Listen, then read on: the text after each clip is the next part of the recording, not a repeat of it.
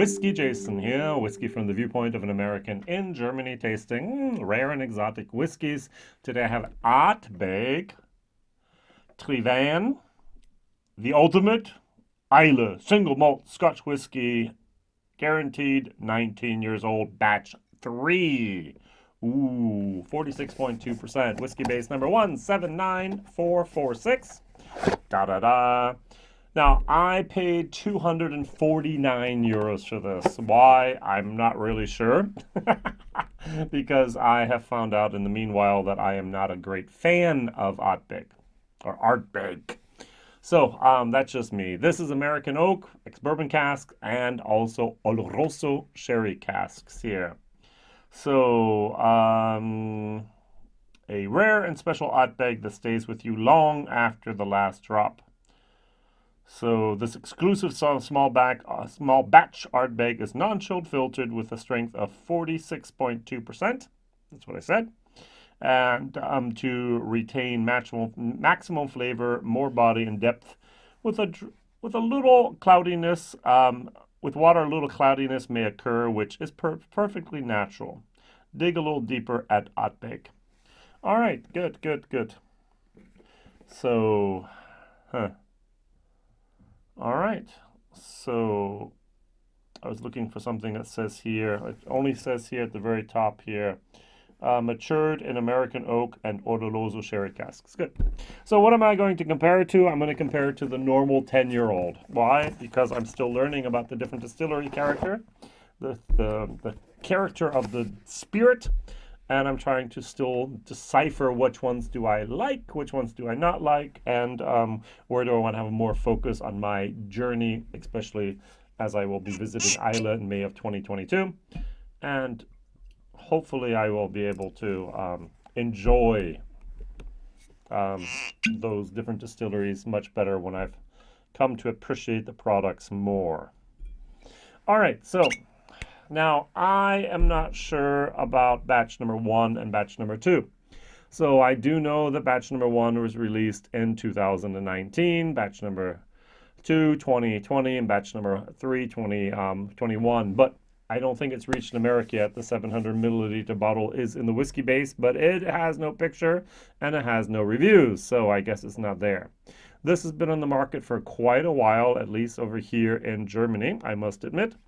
And it says here that the picture was added on March of 21. So that's been a while.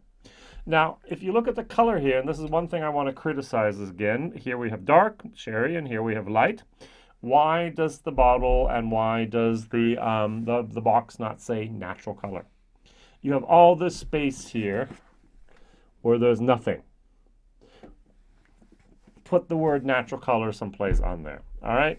So you have here all the space on the, here, look, black, natural color. Just put it on there. All right. That would make our lives as whiskey people a little bit more easier. Now, of course, you geeks are probably going to say, but Ardbeg never, ever puts color in anything. How should I know? I'm a normal consumer. I buy the bottle. I've been taught by Ralphie, look for non-chilled filter, look for natural color. It doesn't say natural color. Therefore, I must assume that it has then artificial coloring. Shame on you. Either the Scotch Whisky Association that makes the rules that allows natural coloring without declaration, or the fact that the companies just have not understood that we want that on the bottle. So please do. All right, very good. Now, the second thing that I want to talk about here is a man. So this man here, his name is Colin Gordon. Now, he took over from Mickey, as everyone talked about or called him Mickey Heads. He was there for over 13 years as the distillery manager. I think it's interesting. Most of the distilleries on Islay do not talk about their master distiller. They talk about their distillery manager. Interesting. And now we have a new one. His name is Colin Gordon. I've seen a live stream with him. Very enthusiastic guy. He worked before that by Lagavulin, and then before that at Port Ellen Maltings. So he used to make the malt that went to Ardbeg, that went to Lafroig, that went to Lagavulin. I think that's really, really cool that this guy comes from that area and now is back in the industry or is in the industry and he's now at Ardbeg. When there's a article online from Masters of Malt and there's 5 questions on Colin Gordon, and one of the questions they ask, hey, what convinced you to come to Ardbeg? And he says, yes, the reason I went to Glenmorangie is da da da da da. Now, don't forget that we actually have a very unique constellation here. We have Louis Vuitton, Monet Henness, who has the ownership of everything. And down below there we have the Glenmorangie publicly listed company, PLC. And within the Glenmorangie, Dr. Bill London, we have Ardbeg and we have Glenmorangie. And so Ardbeg is basically a branch of Glenmorangie, which I think is a nice thing. All right, very, very good. So they do make here heavily peated whiskeys from the peated malt from Port Ellen Maltings. All right, so they had one wash still, one spirit still. They used to produce 1.2 liters. Now they have 2 wash stills and 2 spirit stills, and now they're producing up to about 3.3 million liters.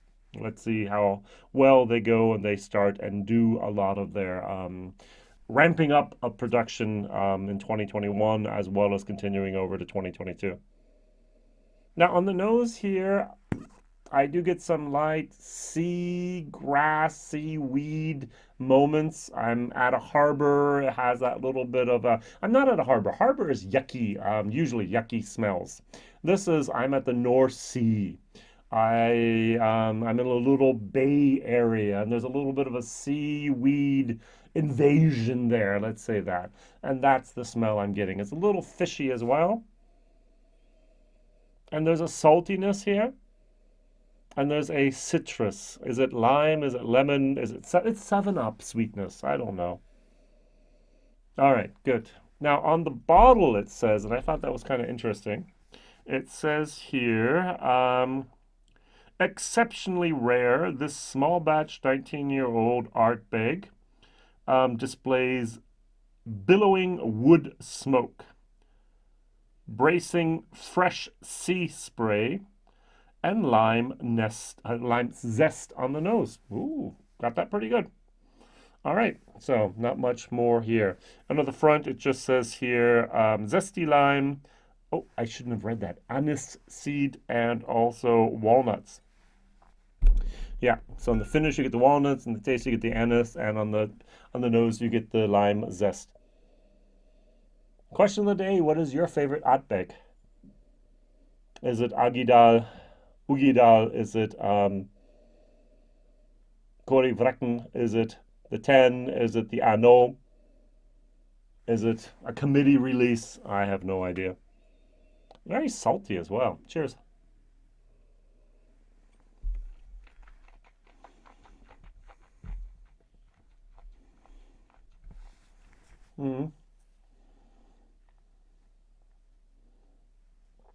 Just to show where I am on my journey into the peats. Imagine someone placed here a Glenmorangie 10.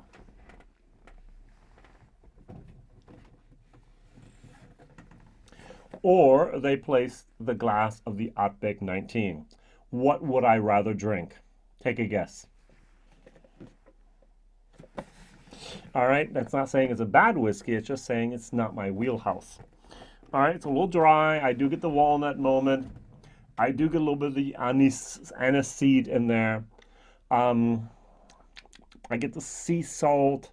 This is not something I would naturally go towards. This is not something that's in my wheelhouse. This is not something that my whole soul craves and says, oh yeah, finally. And especially when I have to reflect on the price tag of 249 euros. Now, I've seen this online for way over 300 euros. Just not worth it, in my opinion. I know there's not that much 19-year-old Ardbeg out there. So think of this as a positive aspect. There's one less guy, me, that's going to take away and hoard your Ardbeg. I'm not the competition you have to worry about. Now, the good thing is I actually shared this bottle, so 13 people got 5 CLs each. I get my 5 CL for my 2 videos here, and everyone's happy.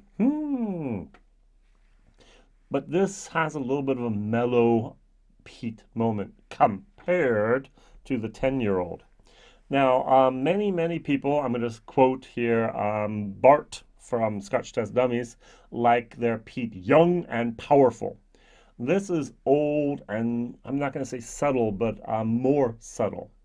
And so this on the nose, bam, it's much more intense, much younger, much more of a, this is more the harbor feeling for me. Cheers.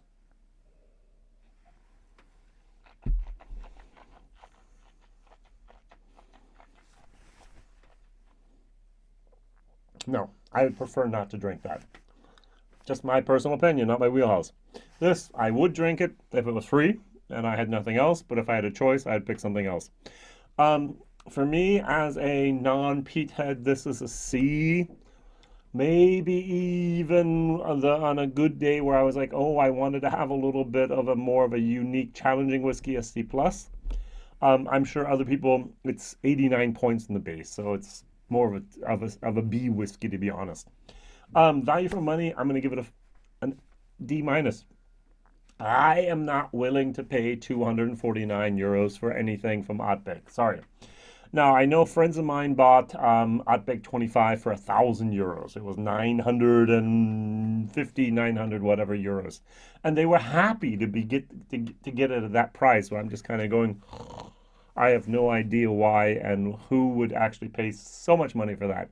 But it is a very rare product. It is not something that you get every day. And some people apparently just love that Ardbeg profile. So once again, the question of the day is, what is your favorite Ardbeg out there? Write in the comments and tell me why. Thank you very much for watching. WhiskyJason here, whiskey from the viewpoint of an American, tasting rare and exotic whiskeys, working my way through Islay, trying to figure out what I like, what I don't like, and learning about the distilleries along the way. Thank you very much for liking, subscribing, telling others, and maybe even sharing this video if you want, even though it's not a glowing review and a glowing recommendation here. It is a part of my journey into the world of peated whiskeys. See you soon. Bye-bye.